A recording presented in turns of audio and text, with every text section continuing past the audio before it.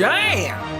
Hello again, and welcome to another fun-filled episode of Monday Night Magic here on the MTG Cast Network. Whew, okay, that's probably all the effort you're going to get from me this episode, because... And we're done. It's really only the Invitational, and that's it. So, yeah. Magic! So, I'm Chewie. I am joined by Cluze. Hey! And Squee. Hey. Nope, I'm sorry, you have to come up with something else. Oh, okay, I got it. I'll reverse it. Hey! There you... Yeah, okay, I'll allow it. So... Actually, wait, no, there was a Modern Open with the Invitational, wasn't there? I always forget that. Yeah. Okay, well, there's slightly more to talk about. So, I guess we should get to it. So, the Star City Games Invitational, where was this anyway? Roanoke. Oh. Because Star City. Where did they have all these people? That's weird. In a building that probably was designed for 75% of those people. Fire code be damned. Yeah, so they were in Roanoke. The Invitational had 547 people playing in it. That's pretty good. I believe they were all invited. Let's hope so. So let's see. Who won? Brian Koval. One of those is bound to be accurate. Brienne. Maybe. Oh, maybe his name is Brian Koval. There you go. That's probably not right either. It's absolutely not right either. So, the Invitational is a split format thing. So in Standard, he was playing Grixis Colossus. What the hell is that? Oh, Metalwork Colossus. Really? Whoa. What the hell? What? Different. Huh. That's neat. With 4 copies of Glint Nest Crane. Which makes perfect sense. I just had not... Weird combination of cards that you didn't expect at your Standard event. Yeah. Especially not in first place. Like, what? I imagine no one knew what to do when the cards came out. I guess. I mean, it's possible this deck has been around and we haven't seen it because we haven't been covering Standard as much lately, but... That is true. I've never seen this. Also, he's running 4 Cultivator's Caravan, so, I mean, he gets points for that. Oh, yeah. But anyway, in Modern, he was running Death and Taxes. Well, okay. That makes sense. In second place, Daniel Fournier. Oh, Fournier Automata. That's what it was. Was running Mardu vehicles in Standard and Grixis Death Shadow in Modern, which makes some kind of sense, actually. Third place, Michael... I swear these people just made the top 8 just to mess with me. My brain refuses... What? Strianese. Strianese. I'm going to make them all wrong, so it's clear that I don't know. Yeah, we'll go with that. He is running... Teamer Pummeler. Oh, is that the energy deck? Yeah, okay. With the electrostatic Pummeler. Yeah. And in Modern, he's running Eldrazi Tron. So that's someone with the Eldrazi got stuck in a video game, right? Yeah, they got digitized, and then a younger version of other characters who's been digitally altered are in there. And Londo Molari was there. Somebody out there gets that reference. It'll be fine. Let's worry about it. Keep going. Okay, then. We'll just pretend that was a thing. Okay, in fourth place at the Invitational, Todd Anderson. Are you sure it's not pronounced Todd D? Oh, Todd Anderson? D. Anderson, yeah. Todd Anderson is running in Standard White-Blue Monument, which looks like it's the new version of White-Blue Flash with Oketra's Monument. Yeah. Which seems really good. Every time you cast a dude, you get an extra dude. Seems good. You also have the luxury of the discount. Oh yeah, let's not forget the discount for the white ones. When you're running a bunch of like small creatures like this, that means, after your monument's down, you're going to be dropping a lot of nonsense. what's still in your hand. Just go ahead and drop that out there. Yeah. Like you thought Spell Queller was good at 3 mana. Ow. Hatest berry you ever saw. And then in Modern, he's running Grixis Death Shadow. Whoops, that's the wrong tournament. In 5th place, here we go. In 5th place, James Woolmacher. Let's go with that. Is running Teamer Energy. And in Modern, he's running Abzan. 6th place, Daniel Byington is running Teamer Energy. And in Modern, Eldrazi Tron. 7th place, Adrian Sullivan, is running Teamer Control. And in Modern, he's running Lantern Control, because it turns out Adrian Sullivan is a terrible person.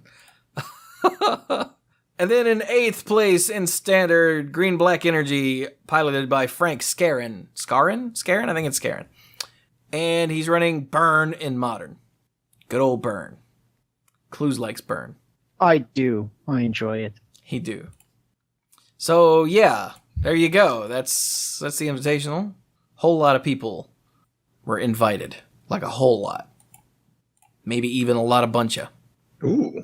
So let's go over to the Modern Open. How many people? Wow, almost as many people. 563 people were in. I mean, more people were in Modern Open than Invitational. Yeah, well, I'm sure the Invitational starts a day before, right? So anyone who didn't do well in the first day could probably just give it up and go play over there. Is that how it works? I thought the Invitational started on Friday, but I could be mistaken. Yeah, I think it does start on Friday, mostly because I got a bunch of Twitch notifications on Friday that Star City Games was streaming. Okay, I didn't have a chance to watch the coverage, but that's probably the case. I think what I was remembering was when we could go to the Invitationals in Charlotte, and we just showed up on Saturday because we weren't invited. So, but we showed up anyway. Yeah. We were not invitational at all, but we saw tons of people. So I guess in my mind, I forgot that the people that were playing in it had already been there for a day. Yeah, makes sense. Okay. So the Modern, how many people did I say? 563. Okay. So let's see. The Modern Open, Peter Tubergen is running Decepticons, which the plebs call Affinity. Although there are 2 copies of Thoughtcast, so I guess we can allow it. This time. In 2nd place, Ellie Cassis is running Death Shadow of the Grixis variety, because Modern. In 3rd place, Randall Barber is running Merfolk. Wow. With Smuggler's Copter. Wow. That actually makes a whole lot of sense in this deck. Yeah. Huh. Turn 1, Curse Catcher. Turn 2, Smuggler's Copter. Neener. Sick. That's the wrong tournament. Here we go. In 4th place, Caleb Yarborough is running Decepticons. In 5th place, Brandon Carpenter has Counters Company running. Does it have the, yep. It's got the Vizier Druid. Oh, hiccups. The Vizier Druid combo thing going there. Nice. Like you'd expect. In 6th place, Dan Jessup is running Grixis Death Shadow. Jason Bryant in 7th with Counters Company. And Scott Simmons rounding out the top 8 with Eldrazi Tron. Running down a little further, Jeskai Control. Which one is that? Oh, Snapcaster Emrakul, Ajani Vengeant Nahiri, and then assorted Jeskai colored removal and control and card draw. Okay, that's nice. In 10th place, we have a white-red prison deck. Wow. Have you guys looked at this? I am looking now. It starts strong with Simian Spirit Guide. I like that. Yeah, and then, of course, 1 Emrakul, the Eon's Torn. And if there's 1 Emrakul, that means, 4 Nahiri. Makes sense. But there's also 1 Ajani Vengeant, 2 Chandra Torch of Defiance, 2 Gideon Jura. Like that. Which one? Chandra? Yeah, of course. Yeah. 2 Gideon Jura and 2 Gideon of the Trials, because come at me, bro. Yeah. I remember when Gideon of the Trials was first previewed, and we're like, will that work? And my thinking was, bet it'll work in formats where you can run the other bigger Gideons. And Gideon Jura is still the best Gideon. So, yeah. Too good. You notice how he hasn't learned how to pose any differently since then? Oh, wow, yeah. If you mouse back and forth between the two, it's actually kind of creepy. Yeah. It's like, hey, you remember when Gideon was art direction was white guy and now it's not white guy? Yeah. Huh. I like the newer one more. Well, yeah, because he's not Chad. Chad Jura. It says here in the patch update, less Chad, more Theros. I see. Well, that's what it does. Let's see. So moving on, we've got some blue-white control, more death and taxes, more burn, Jeskai control, more merfolk. Here's a mono-green devotion. What? It's been a while. God, it totally is. Is that the bow? The bow? No, Oh, probably. no. I was remembering the standard version of it, which ran the god weapon, which was the bow that was essentially like a command because it had a whole bunch of different things it did. And its main job was to be there to provide 2 green mana that they would have or 2 green symbols for devotion that they have a really hard time dealing with. Actually, why is this called devotion? Yeah, I was going to say, why is this called? Is there anything in here that cares about devotion, or is this an affinity thing? Yeah, this is an affinity thing. It's just... By the way, for those just joining us, an affinity thing is a thing that claims a name but doesn't really use it. There's Nykthos, and the 4 Nykthos is totally... Yeah, that's totally a reason in and of itself to call it devotion. Because, okay, all right. I'll allow it. Yeah, you pay 2 and tap it, and it's like, all the green mana you could ever want. And you go, oh, thank you. Let me Chameleon Colossus all up in your face. Yeah, I'm still kind of dumbfounded that Nykthos was printed. I think that it wasn't be called broken, but it's one of those things. Like if you're in the deck that can use it, it's incredibly disgusting. Yeah, let's just call this fake Gaia's Cradle. That's what this deck should be called. That's pretty good. I'd play that. Gaia's Rocking Chair. Huh. Okay, so let's see. Esper Death Shadow Living End. Hey, there's one I haven't seen in a little while. Jeskai Control, Eldrazi Storm, Grixis Death Shadow, and Jeskai Saheeli. Might as well finish the top 32. Decepticons, Death Shadow, Control, Green White Hate Bears, Death Shadow. Okay, there we go. Nice. Modern looks like you'd expect, I think, except for a couple of those that came out of nowhere. Standard Open. No, Classic. Standard Classic. 156 people. Whoops. I closed the tab. Crap. Hey, while I refind it, somebody tell me what's going on with that. Standard Classic. All right. Go down the top 16 deck list. So first up, we have Jadine Clemparens. Oh, did Jadine win? I think you might have pronounced that right. Try again. Oh, sorry. Jadine Clemparens is in parentheses. Thank you. Jesus. Oh, here Running, it is. Yeah, black-green energy. All right. Look at that Catacomb Sifter. We'll go get... Catacomb Sifter. Gotta love it. We'll go get him, Jadine. Okay, here we go. Sorry, I have it back up now. Teamer Delirium. Those are words that don't go together. What the hell's going on here? Sounds like something you should not consume. Okay, so James O'Shaughnessy in second with Teamer Delirium. Okay, so we've got... What? I approve of all of the red inclusions in this deck. It's like two decks got dropped. And they had the same sleeves and they got mixed up. So we've got stuff you'd expect like Elder Deep Fiend, Rogue Refiner, Servant of the Conduit, Tireless Tracker, Worldbreaker, Ishkana, and then your usual Delirium things, Vessel of Nascency, Grapple with the Past, Traverse the Ulvenwald, that sort of thing. Cut to Ribbons, Kozilek's Return, the stuff you'd expect. But then we've got Glorybringer, Chandra Torch of Defiance, and Harness Lightning. Just get in there and kill things. Yeah, that's pretty neat. I like it. I mean, that's a plan. Yeah, it seems good. I mean, second place good, so hey, that's good. Jody Keith in third with Woo control. White-blue, there we go. My brain completely refused to read that. Control. Hey, Brian Bronduin. BBD himself in fourth place with Mono Black Zombies.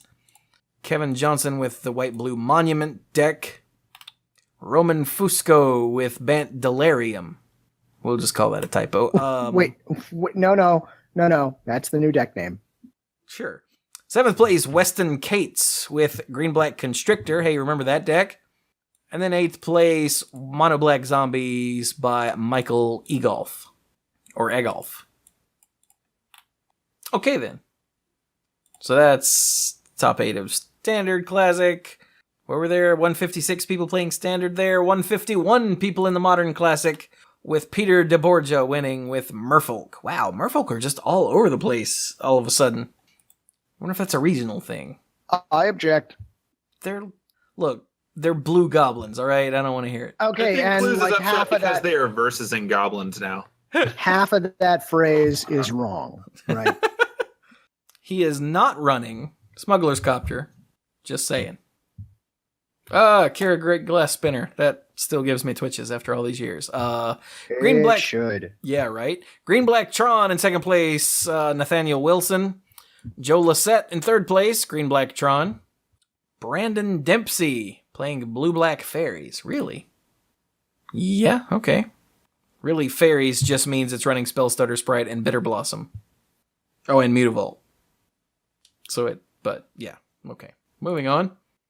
Dean McLaren in fifth with Bant Eldrazi. Jeskai Control by Jonathan Sukanik? That guy. Green Red Tron in seventh place by Ryan Scholl? Yeah, that guy. And then He's another Abzan one. Traverse in eighth place, piloted by Mike Bennett. Yay. What is Abzan Traverse? Traverse to Uvenwald? Oh, Renegade Rallier is in the deck. Buh. And Path to Exile. And Lingering Souls, of course. Obviously. Yeah. Okay, well that makes sense. I like it. So there you go. That's the rest of that. Since those two were smaller tournaments, reason to go into too much detail. Wow, look at that. We have monstered through 4.5 tournaments. Yeah. Yay. So, as far as we can tell, the only other thing... Oh, wait. We had a request on the Twitters. I meant to take care of it at the top of the show, and I forgot. Oh, is this Kim? This is Kim, isn't it? This is Kim. I just wanted to wish everybody a happy Canada Day. I know we're a little late for that, but happy Canada Day. Yeah, sorry we record on Mondays, and you guys had to go and have your Canada Day on Saturday. Pfft. Not that we blame you. I mean, it's fine. It's cool. It's A-okay. Also, happy 4th of July to everybody in the States. We're a little early on that, but by the time you listen to this, we'll be, I don't know, a little on time for that, let's say. Yeah, and we can't help it because we record on Mondays, and there you go, having your 4th on Tuesday. Psh. That's right. I mean, come on. I don't think anyone's happy when the 4th is in the middle of the week. Not exactly. Anyone who has vacation time to blow, yeah, they totally love it because then you can just take one day off and get a 4-day weekend. Because you usually get off the Independence Day, so you get off the 4th. So just take Monday as vacation. And, Yeah. See, my last job, we didn't get holidays, so... In my current job, they just give us the Monday off too. Oh. Yeah, we got exactly 2 days a year for holiday, and it was Thanksgiving, but only Thanksgiving. So you had to be back for Friday, which made traveling miserable. Well, I mean, this was the terrible job that destroyed my soul and made me, eventually... Soulless? Yeah, well, no, I was already soulless, but I was all, fall deeply into depression and all that. And then you got Christmas Day off, so you really hoped that it fell sometime during the week. But you had to be there Christmas Eve. They tried to get you out early on Christmas Eve, but, promises. And then you had to be back on, what's that, Boxing Day, I guess? Yeah. So, yeah, that was miserable. Meanwhile, the salespeople and whatnot were, oh, yeah, they're not working today. Well, why the hell are we working today? It was not good times. Spite. Yeah. But now, since I don't have, a real job where other people tell me what days to work, holidays only vaguely interest me. Like, what do you do? Like, I was asked a couple days ago, hey, what are your plans for the 4th? I'm like, the 4th of what? The 4th of July? I was like, oh yeah, it's going to be July soon, isn't it? I don't know. Anyway, just saying. But yes, happy Canada Day, slightly late. Happy Independence Day, slightly early. You're lucky this year. Joy. You're lucky this year. There's not a terrible. Who did Independence Day? Who's the director of that? I don't remember who directed Independence Day. Director. Roland Emmerich. Yeah, there's not a terrible Roland Emmerich movie to go along with the holiday this year, so you're welcome. I mean, hasn't there only really been that problem the once? Because the first Independence Day was great. Yeah, but the last one was not, from I did not what see I it. understand. Anyway, so, as far as we can tell, the only other thing that happened is that we have the full Hour of Devastation card image gallery, and that's about it. The usual new set coming out stuff, release notes for the set. There's a separate two-headed giant release notes for those Heck yeah. couple of key problem cards that you'll have to... Wait, how does this work? Because two-headed giant does that. Got to understand what opponents and you mean. And once you get that, you're good. Yeah. Once you get that, most of the rules questions go away, although there are still a few here and there that are like, wait, what? But, yeah. So, that's a thing. We have... Wait, what is this? We have all the tokens to look at. All of the... I haven't looked at the tokens. All of the Eternalized cards get their own tokens, much like the mummies. Embalm, much like the Embalm creatures did. Could we take a minute and can I just say I find it really weird that we have two different keywords for two abilities that are so similar. How do you feel about why multi-kicker Cluze? I get why they did it, but I'm not happy about it. Why not? Because mechanically they are essentially identical. No, they're not. Take this card, exile it, get a token. All we're changing is the stats on the token. Ta-da. Yeah, Embalm is always what the original was, except it's white and a mummy. Yeah. And Right. Eternalize is what the creature was, except it's black and a mummy and always a 4/4. It just seems weird that we have to have two different words for that when we could have just said that it's white and that it's black, but it's a 4/4. That's all I'm saying. I find it weird. I'm not like disturbed and stay up late at night, just constantly obsessing over this. I just find it a little strange. Well, considering that they are, like, the end result is massively different, and these are designed so that the Eternalize ability makes it way better than its original incarnation, and flavorfully they're miles apart, I think it's fine. All right. I don't like snake tokens. How do you feel about horse tokens? Oh, those are awesome, particularly when you have, indestructible horses. Wait, no, they're amazing. I'm sorry. That's what I was setting up. You just didn't go with it. I stand corrected. You're right. They are amazing. Yeah, that was we led off the last episode of the Mana Pool with the crested, what's it called? Crested Sunmare. Yeah, because now all my horses can be amazing. I'd also like to point out that this horse has, war ears. Look at it. It's got stabbing head powers. Oh, wow, it does. And it's not a unicorn. I mean, it is a 5/5, so... It's like a duocorn or something. It's a bicorn. A bicorn? Wait, what have you got against the snake token, Cluze? I don't like snakes. Oh, okay. I thought you something about the art bothered you or something. No, you just don't like snakes. Yeah, it's got a snake on it. That is the problem right there. That is a big snake. Look at the stats on that snake, and look at all the stuff it's wrecking. Anything that you can tie in a knot and it doesn't die doesn't deserve to live. That's it. That's my feeling. I feel strongly about it. If you were to tie me in a knot, I would die. Exactly, and that's why it's fine that you exist. I appreciate that, Cluze. You're welcome. I know you were sitting around thinking to yourself, does Cluze think I should exist? Yes. Yes, I do. Also, not only will it not die, but the damn thing can unknot itself, and that ain't right. That ain't right at all. Oh my god. Also, anyone who ever casts a Dream Stealer, you should just think of its name to the tune of Dreamweaver. Go right ahead. You're welcome. That is Cluze's gift to you. Wait, what color is that? Well, its token is black, because obviously it is black. Yeah, it even looks like it's the character, the Dream Stealer is humming Dream Stealer, Dreamweaver. I believe you can get me through the night. I'm sorry, through the night. Hide. That is how it's pronounced. Yeah. Look, I've seen Wayne's World. I love that song. I already liked it And then Wayne's World happened, and then I loved it.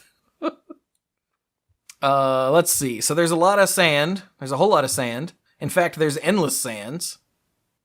Sands 4 days. I don't like sand. Liking the full art lands, though. It's coarse and it's rough. Gets everywhere. Perhaps all lands should be full art. Nah, Well, then it wouldn't be special basics. when they do it. You see. Yeah, but we'd get to see all of that beautiful art, and my God, the folks who do the land art do a spectacular job. Yeah, I do really like the Bolus Horns full art lands from this block. Yeah, also, I apologize if you hear fireworks in the background, because people are setting off fireworks in my neighborhood. Do they not know what the hell day it is? They're not setting off real fireworks good with the since Friday. calendars. Oh, hey, speaking of fireworks, I'm sorry we're on a tangent here, but too bad we're doing it anyway. So I was driving in West Lansing the other day, and there are signs up all over around the West Lansing Mall. And the signs all say that no fireworks are allowed on the property. No fireworks. Seriously, no fireworks. But there's a fireworks stand that is set up in the parking lot at the mall. So you can literally see a sign that says no fireworks allowed on property. And directly behind it is a fireworks sold here. So You should really just go out tomorrow and snap a picture of that and put it on the internet. They it probably was- appreciate it. Oh, that's good. I like it. Anyway, I'm sorry. Where were we? We were talking about lands and how they should all be full art. Yes, correct. Awesome. Fair enough. So Show enough. I don't actually know what to mention about the cards on this podcast. So what do you guys think? I identified the one that I would like, What's that? the Amit Eternal, Because it's awesome? because of its type line. Well, yeah. It's also amazing. Like, the card is absolutely wonderful, but it is a zombie crocodile demon. Yes. And I guess to tell you the rest of the card, because that should be enough, but in case it's not, 2 and a black gets you a 5/5. It's a rare. It has afflict 3, so whenever it becomes blocked, defending player loses 3 life, so that's pretty sweet. And whenever an opponent casts a spell, put a -1/-1 counter on it. Aww. Whenever it deals combat damage to a player, remove all -1/-1 counters from it. Yay! So it's a 5/5 for 3. And your opponent's probably only going to cast the 1 spell the next turn. And their 4-drop is probably going to have a hard time dealing with your 4/4 that has afflict 3. Quite probably. Plus, zombie crocodile demon. Yeah, this set has really good type lines. Like down in red, you have the Zombie Manticore? Well, I was gonna lead up to that, but okay, sure. So you've got the frontline Devastator, which is a zombie Minotaur warrior, and that's cool. And then you've got the zombie Jackal Cleric. Okay, that's a thing. But you've Man. also got some of the like mythical beasts, like the Chimera, and then not just a Manticore. Nope, it's a zombie Manticore. In case you hadn't already pooped yourself. But then I think my favorite type line is they have the Eternal. Have you guys looked at that in red? They had to use the tiny font. Oh, I forgot about that. Hold on. Because legendary creature zombie Minotaur warrior. Yeah. Yeah, they had to go down to like font 7. It's also awesome, but I'd forgotten how small the text was on that. Yeah, and it's pretty cool. Like, that's one of those things that's going to lead to a really disgusting follow-up fireball effect. But more likely it'll just be like, oh, cool, so I attack you at this guy. Oh no, you blocked it. I'm just going to take my free red and cast something else. Seems great. You know. We You okay over there, Cluze? Yeah, I'm fine. Cluze, are you I'm hit? perfectly. No, I'm good. I am ducking and covering underneath my desk. Oh, okay, good. Like a scared puppy. There's also oh crap. Oh, there are camels in the set, you guys. Wait, there are? Yeah, there's the solitary camel in Yeah. white, and there's the wretched camel in black, which is in fact a zombie camel. I don't know if there are any more. Those are the only 2 I've seen. Yeah, 1 of 2. Oh, well. At least there's the only ones with camel in the name. Camel. Zombie camel's pretty good. I appreciate it existing. Too many Naga. Well, at least those are snake people. You know, like they have arms. Yeah, but still, it's not right. It's not right.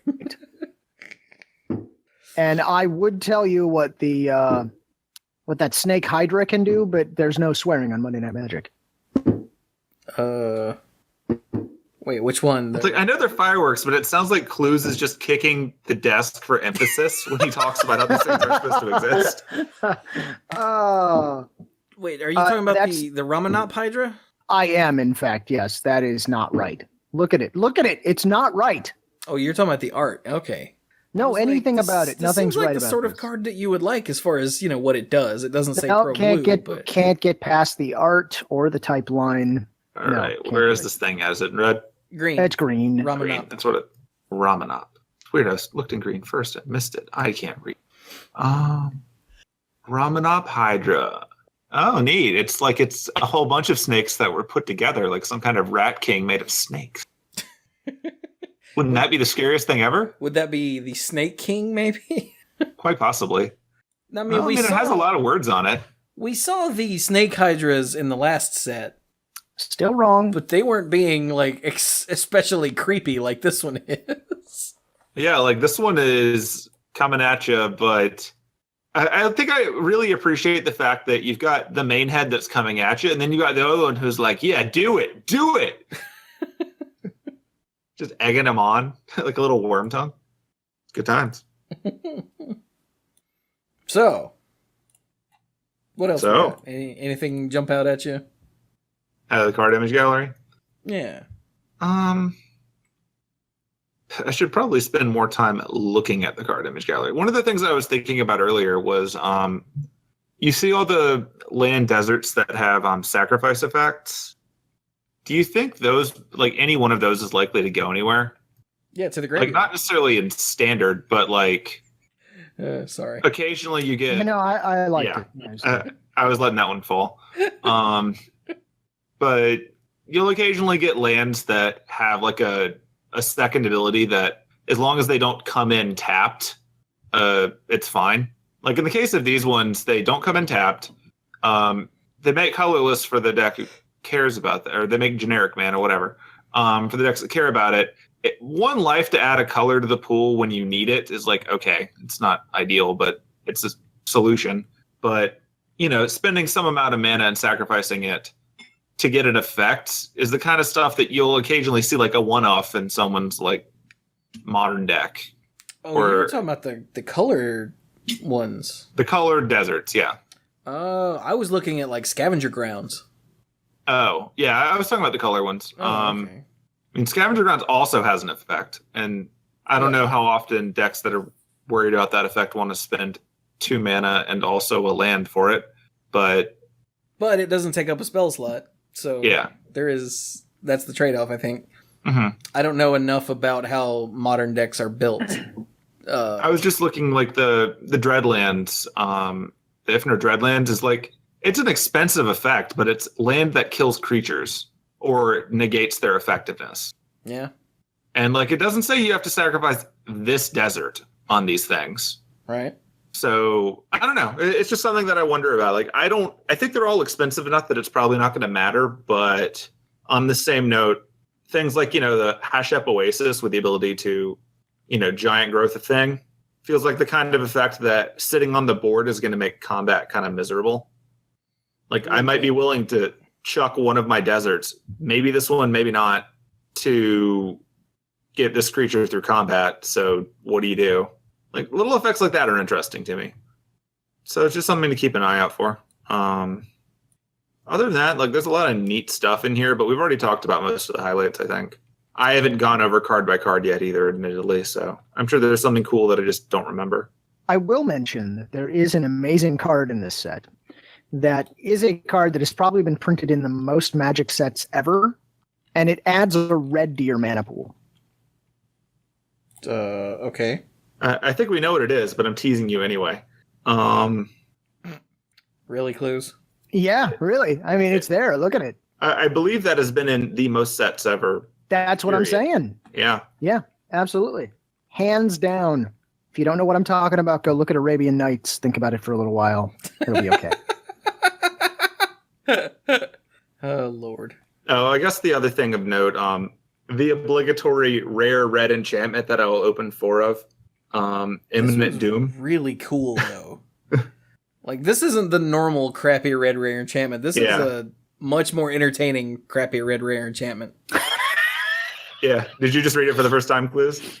No, just Chewie's description. But no, I am going to go read it right now. So you read it out loud because you haven't seen it. Yeah, that's what I'm doing. Imminent Doom, 2 and a red. It's an enchantment, so you're already going womp womp. Okay, Imminent Doom enters the battlefield with a Doom counter on it. All right, I like that. Whenever you cast a spell with converted mana cost equal to the number of Doom counters on Imminent Doom deals that much damage to target creature or player. Then put a Doom counter on Imminent Doom. No, I like this. Yeah, this is fine. That's cute. Yeah, like I said, it's entertaining. I don't think you should probably build a deck around this. I don't think that's going to work for you, but it's funny anyway. You're not my real dad. I'm not even your fake dad. Doesn't even pretend. I was just thinking how funny it would be to put that in like a casual deck, and then people forget that it's there, and then every once in a while they're like, "Ow, 4, what?" Then they forget about it because giant group game, and like it doesn't do anything else. But I could also see it being in a deck that does nonsense with counters anyway. But for the most part, it'll be the thing that shows up in my sealed pool, and I don't actually run. Because I don't run things that cost 1 million. Bad at this game. Yeah. So then, what else? We have links to the tokens. We have links to the card image gallery. We have links to the pre-release primer that Gavin Verhey writes for each of these. Which is showing off that, like the box, because I swear they don't use the same box design for any pre-release, because I always have to find new ways to open them. I don't know what's up with that, but this box looks, neat. It looks like it has a tiny deck box in it. It is a little weird. Yeah. I appreciate the fact that because all of the coloring and everything is for the sun is setting and we're all doomed. The spin down is this neat red one. It's kind of like a ruby. Kind of reminds me of the stuff that gets Aladdin and Naboo in trouble. And then you get your fancy little D4 if you complete the tasks on the 5 hours thing. So that's their way of trying to get you to keep coming back to the store, obviously. But some of these things are pretty easy to achieve, and only one of them involves kidnapping someone and claiming they're your friend. So, hey, cool. Nice. You can be my friend for today. What do you want? We're going to go play Magic the Gathering. Oh, weird. No. It was not the plan. So, yeah, unfortunately, I will not be able to attend a pre-release due to family things. And when I say family things, I mean the family's going to Busch Gardens, and they're taking me with them. So I assumed marathon of family ties, but go on. Why would you ever assume that? I actually was watching Family Ties on Netflix for a while, a year or so ago. It was an enjoyable show. I don't remember why I stopped. I know I didn't finish it, though. I made it through a good, probably 3 or 4 seasons, though. Uh-huh. And that's a little peek into how sad my life is, I guess. Now you know. Sha-na-na-na. So, okay, can we be done with that now? I hope so. So yeah, we've got links to all the stuff. They're in the show notes. Go check them out. What else? Anything else? Do we go to Magic Online? Yeah, I guess we can go to Magic Online. Not a lot else going on. So, last week I mentioned that I couldn't find the information on who won the Battle of the Plains event because it wasn't posted to the Wizards website. And of course, I forgot there's a Magic Online Tumblr where they post things that don't get posted to the Wizards website or referenced from the Wizards website or directed to it. So I'm going to share the results of that thing now. So if you recall a few weeks back. I just want to say, wouldn't it be awesome if they had their own website where they could collect all this news, maybe in one place? That's all. I'll Possibly. be quiet. So a few weeks back, I told you that they were doing this special sealed event online where you picked one of 5 planes. The 5 planes being Dominaria, Innistrad, Mirrodin, Ravnica, and Zendikar. And they put together these special 6-pack sealed decks featuring packs from those planes. They doubled up in a few places, cut things, but regardless, they were all from those locations. And the whole idea was you pick a plane, you get packs from it, and then you play against other people that have done similar choices, and they won't necessarily be your plane. And so I was curious to see which planes were the most chosen and which ones won the most. So they actually broke it down here in terms of the first plane chosen, so it's presumably your favorite, before a metagame develops and people pick what they think is going to win the most. So first plane chosen, Dominaria got 20%, so that's mathematically sound. 1 for 5 and all. Innistrad got 23%, Mirrodin got 23%, Ravnica got 22%. Okay, wait. That means Dominaria hit, the 1/5 dead on. The next 3 are all higher. Yeah. That does not spell well for the final one. In Zendikar's defense, it's broken. Like physically, it had a problem. It was taken to the vet. They found an infestation and they tried to get rid of it. But yeah, Zendikar came in at a very disappointing 11% for it. Womp womp. And we can't even say that, well, it's the one we've been to most recently because that was Innistrad. Yeah. Oh. I think Zendikar might have suffered a little bit from the fact that as much as I love packs from Rise of the Eldrazi, when half of your cards are designed for going super, super fast, and then you've got these 2 packs that are designed for a format with like crappy removal, not the best looking. But overall, as the format developed, it shifted a little bit. So Dominaria, which started out at 20%, dropped to 14% overall. So that went down. Innistrad came out on top at 29%, up from its original 23. Mirrodin dropped a little bit from 23 down to 20%. Ravnica stayed the same at 22%, and Zendikar gathered a little bit of momentum by going from 11% in first plane to 16% overall. So yeah, Innistrad got to move ahead by the most. Zendikar crawled up a little bit, and everyone else subsided a little bit, and then Ravnica was just chill. But when you're wondering, if this changed, is it because of meta formed or something? Well, here's the win rate for you. So Dominaria won 39% of the game that it played in. That's terrible. Yeah, that's a little better than 1 in 3. Not the best. And you'll note that Dominaria was the one that dropped 6% before, so that wasn't working so well. Yeah. Innistrad won 57%, so more than half. Nice. Mirrodin got 49%, which I believe scientists refer to as damn near half. Ravnica pulled in at 46%, and Zendikar, the one that everyone's poo-pooing on, had a 53% win rate. So that could be the case if only people that really knew how to play it ran it, because it was just a much smaller pool. Or it could just be a case where people figured out how to make it work. But either way, I think this event was a neat idea. I'm glad that they eventually posted the results, even if it wasn't where I was looking. So that was pretty awesome. So that said, moving on to the normal Magic Online updates, one thing to note is that because the Independence Day in America, 4th of July, is coming up, they are going to not be posting the weekly announcements this week on Tuesday. So this is pretty much the news that you're going to get for right now. So things going on, as noted, this was posted last week. So a lot of the stuff on this list is irrelevant now. There are reminders of things ending, things wrapping up, events coming up, and all that.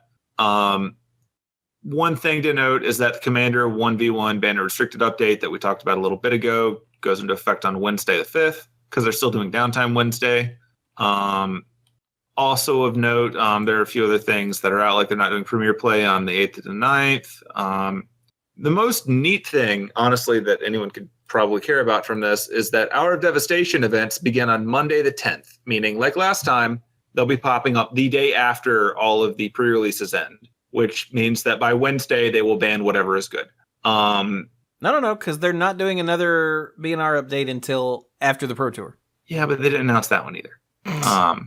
Mostly, I'm giving them crap for last time. But yes, it's going to be popping up the very next day, meaning you can get it in Magic Online and see how the meta is developing online before you can see it in person the following weekend when the set actually goes on sale in paper. So be aware of that. Possibly coinciding with the launch of stuff online, you'll want to keep up with things like the bug blog, which we have an update from last week on because they've just added a whole bunch of new cards. There's no telling what's broken yet. The interesting thing about the bug blog this week is that all of the updates, I think, were interface-based rather than card-based. So yeah, clan messages longer than 67 characters are being incorrectly shortened, so that's weird. Yep. They just got a truncate thing going on. Adding a player to the buddy list will remove them from the blocked list. Presumably that's a feature. Yeah, I mean, hopefully you'd think if you're adding someone to your buddies list, you don't want them blocked anymore. Yeah, I don't know if that's a bug so much. It's just something that should be happening. Conceding in a multiplayer match while the temporary window is open will prevent the game from proceeding. That's important. Don't do say that again? Conceding in a multiplayer match while the temporary window is open will prevent the game from proceeding. What's a temporary window? Is it the window where I'm trying to concede or the window that tells me that they've conceded? That I don't know because the temporary window is a very vague description. Like, it's not like temporary with a capital T, so I think it's a proper noun. It's just weird. Huh.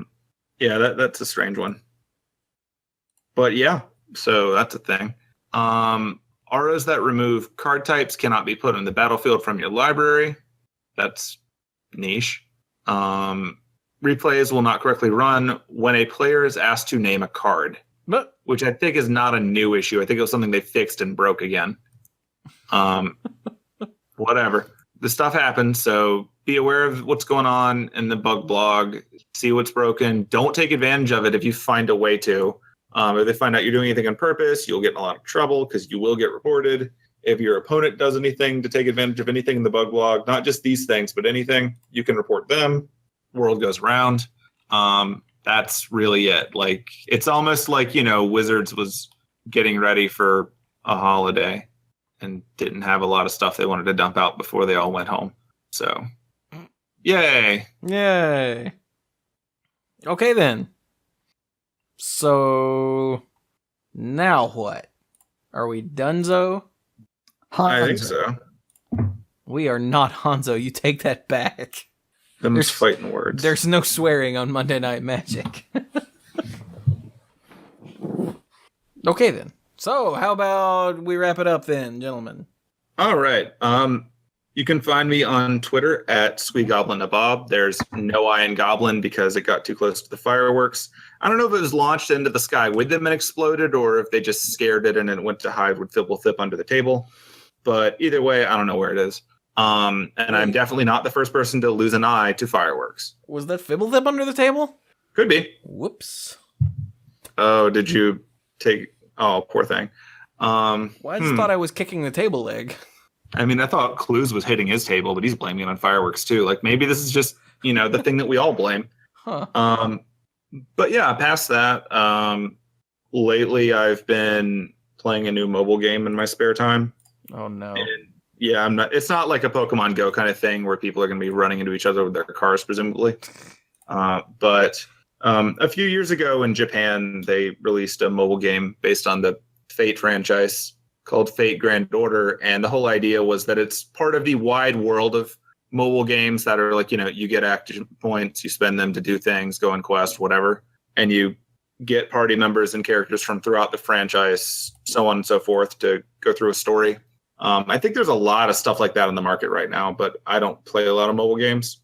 But anyway, they released it a few years ago in Japan, and if you're in the anime community, you've probably heard about it to some extent because one of the things that it did was pull together maybe 150 or so characters, about which maybe 40 or 50 are from the existing content. And the rest of them are just other historical or mythology figures that they made weird characters out of. And so like cosplayers ate it up like candy because you could find ridiculous versions of most relevant historical figures, animeized and all that. And anyway, I've been playing around with that. It's been fun, but I'm already sort of getting to the point where I'm like, okay, this is going to slow down pretty hard soon because they need this game to grind if they want it to last forever. But I've been having fun with it. A lot of other people that know that like the franchise have been enjoying it.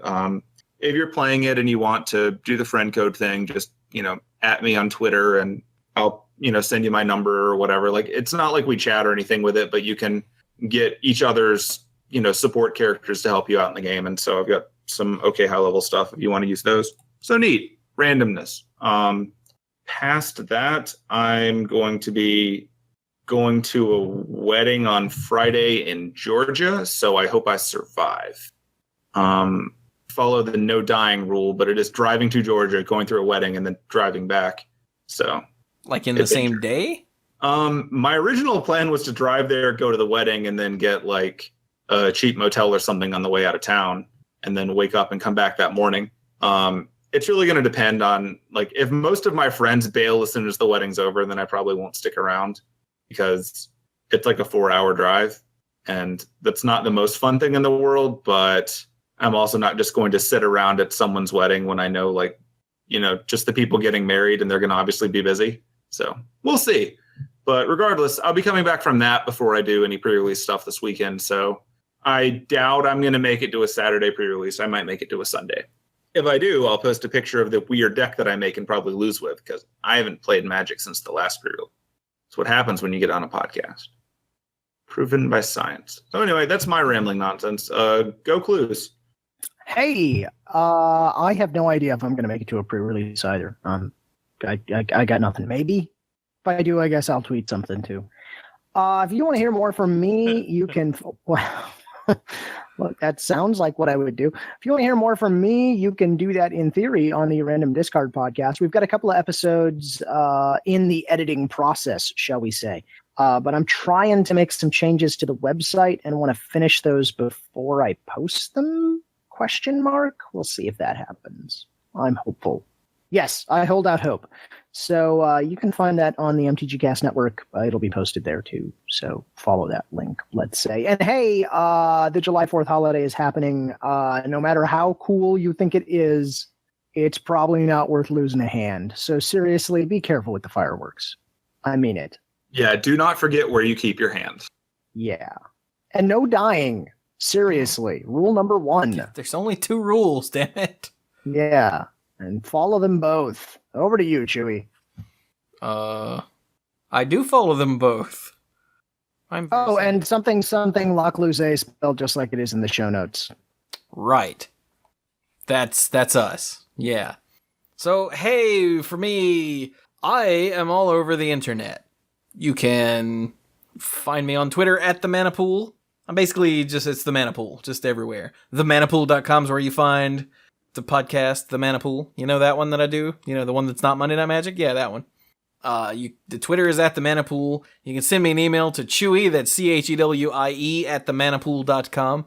You can find my YouTube videos on youtube.com/themanapool.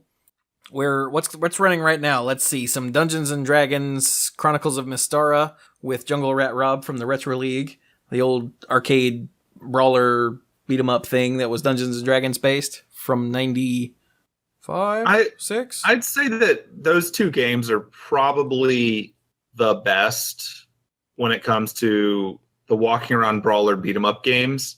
If you like the kinds of games that are more than literally just dive kick. Because there's a lot of complexity to that, and it's amazing. And when you play as different characters, you're actually playing a very different game. Yeah. The branching paths and the second game in particular give it a lot of replay value. Yeah, there are branching paths, and so everything the first one did, the second one ramped up. So the first one had, I think, 4 classes that all played very differently. And, each class could use different items or spells or couldn't use different items or spells, that sort of thing. There were branching paths. You could level up and get more HP and whatnot as you played, stuff like that, and find magic items and secrets and stuff like that. And then the second game, ramped all that up. So there are, I think, 6 classes to choose from and even more differences between each class and even more branching paths and things like that. It's really awesome. It's way more than you would have expected from, licensed beat 'em up game. Yeah, and it actually uses, I was talking about this during the playthrough, it actually uses stuff from Dungeons and Dragons at the time. So, like, one of the bosses you run into is a troll. And when you kill the troll, it jumps up and regenerates health. And the only way to stop it from doing that is to hit it with fire. Because trolls are weak to fire. Well, if you played Dungeons & Dragons at the time, that would be freaking awesome. And if you didn't, that would be frustrating beyond all reason. Yeah, I remember when I was playing the game the first time, I didn't understand why I wasn't killing it because the first 6 times I played it, I was playing it with a friend and one or the other of us was always a mage. So we're just hitting it with fire anyway and we weren't thinking about it. But it was like we had a cleric and a fighter and we were just hitting it and it wouldn't die. And we didn't understand what was different this time until one of us finally threw a fire pot at it in frustration and just killed over. Yeah. Oh, well, that makes sense. It's really cool like that. And there are, of course, dragons. Per the name. Yeah. And yeah, it's a lot of fun. Like I said, Rob's from the Retro League, a retro video gaming podcast. He and I are playing through it on the YouTube channel. Also, some Left 4 Dead is going up. Myself and Squee and my old roommate Scott and my buddy Squanto. And Auto Squanto. Who, in the episode that just went up, I think this morning, that will go public tomorrow, some of the downsides of Auto Squanto are becoming apparent. Oh. It's also the episode where Bill finally learns how to heal other people. That was important. Yeah. That didn't go on. It felt like forever while It felt like forever when we did it, but apparently it wasn't nearly as long. Like, for me, it was frustrating because I'm like, button, work. Yeah. And, like, in that game, if you stand still for too long, the game rewards you by giving you more zombies to fight. Yeah, and it felt like forever, but now, like, while I was editing it, I only cut out like 20, 30 seconds total of it. It might not even have been that much. It might have been closer to only 15 because there was a couple of points where I stopped moving and everyone stopped talking, so I just cut it. But it wasn't that long. I was like, oh, is that all? Because in the moment, we were all terrified. Yeah. Bill's like, hang on, I'm going to go remap this button. And we're like, oh God, hurry up. But yeah, the third episode of Crash Course, the DLC campaign, is up. Hopefully I will be able to get the next campaign started relatively quickly. Also, I did play the final episode of Magic Duels. I don't remember if I mentioned. I don't think I had done that yet when we recorded last week. And starting very soon on the YouTube channel, I will be putting up the stream I did of The Walking Dead, the Telltale game, the first chapter. I think it's called A New Day or something like that. I can't remember for some reason. It's completely fallen out of my head, but I did a stream of that, and I will be cutting that up and putting it up on YouTube very soon. So that's YouTube. Fun stuff. And then over on twitch.tv/themanapool, you can subscribe now. So if you want a neat, once it's approved, a neat Chewie with his eyebrow raised emote to use in your twitchings, then you can totally subscribe using, it's what, $4.99 a month, or using your Amazon Prime free subscription thing, and get that, and show me some support if you want to do that. If you're into Twitch, then that's really cool, and I appreciate it. And if not, you can still come hang out and watch the stream. That also works. Yay! But I streamed some Walking Dead last Tuesday, and then on Sunday, I streamed pinball. Because pinball is one of my favoriteest things ever. And I have a Pinball FX2, and I had picked up some of the tables because of the Steam sale they're on. They were like miserably cheap, like 75 cents a piece. I was like, yeah, I'll take that one and that one and that one. It was cool. And I decided to stream some of those, and people really enjoyed me streaming pinball, which I was surprised. I kept looking over, and the number of viewers kept going up instead of down, and I was like, what? But I appreciate it. Of course, it helps that they were, branded tables that couldn't exist in real life with Marvel characters and other video games. Like the Plants vs. Zombies table has zombies that crawl up out of the table and walk towards you, Yeah, things that you can't do in real life. Yeah, but the ball physics on all of these are spot on, and that's why I love it so much. I own it on the 360 with a crap load of tables. I'm sorry. Did you say... Yeah, I did. Okay, just checking. Go ahead. Sorry, the pinball physics. So yeah, it's a lot of fun. There's a Skyrim table that was actually gifted to me by Will. Damn it, Will, stop that. That is like Skyrim in pinball form. When the game starts, you pick your race and class and all of that, and you can find loot and equip it to your character, and you can fight monsters and dragons and go on the quests that are part of the quests in the game, and it saves. So when you go back to the table, it was like, hey, do you want to load your previous adventure? And it keeps track of what quests you've done and what your gear is and stuff like that, and it's like, and you can level up. Oh my god, it's insane. It's totally Skyrim in pinball form, and I think I might die. All right, then. I have no idea. I'm going to stream something tomorrow because it's the 4th. I didn't realize that the 4th fell on Tuesday. I was going to take this week off from streaming to prepare for being gone this weekend. You know, try to get all the other content all put together so when I'm gone for 2 or 3 days, I don't not have content going up. But apparently I should stream because it's a holiday. So I will be streaming something on Tuesday night. If you're listening to this before Tuesday night, you should come over to twitch.tv/themanapool and hang out. You know, unless you're out doing fireworks and stuff, in which case you should probably go do that instead. But be careful. Don't die. Yeah. Don't pull in, hold my beer. No, don't, no. You hold your beer.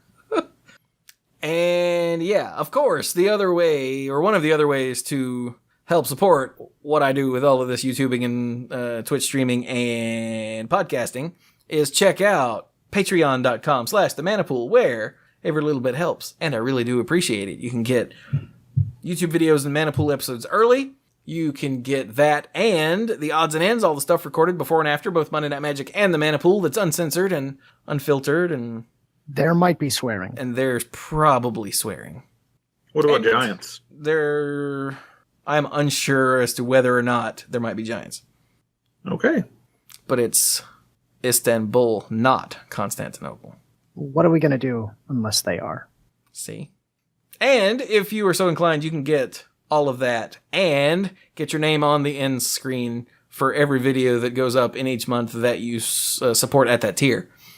So yay! Thank you all very much for that. I appreciate it. And if you want to help support Magic podcasting in general, but not me specifically, I totally understand. You can go to mtgcast.com and click on Support MTGcast for the ability to sign up for a small monthly donation, where I'm sure every little bit helps, and surely they appreciate it. Because while MTGcast is completely free for all of you listeners to use, and it's completely free for all of us podcasters to use, it is not actually completely free at all, and costs quite a bit of money. So, yeah. And with that, I think all that's left is to thank Squee and Cluze for joining me. Woo! Our pleasure. Lies. And possibly slander. And I'll be gone now. So, this has been another fun-filled episode of Monday Night Magic. What is this, 567? Yes. Yeah. Wow. Thank you all so very much for listening, and go play some Magic.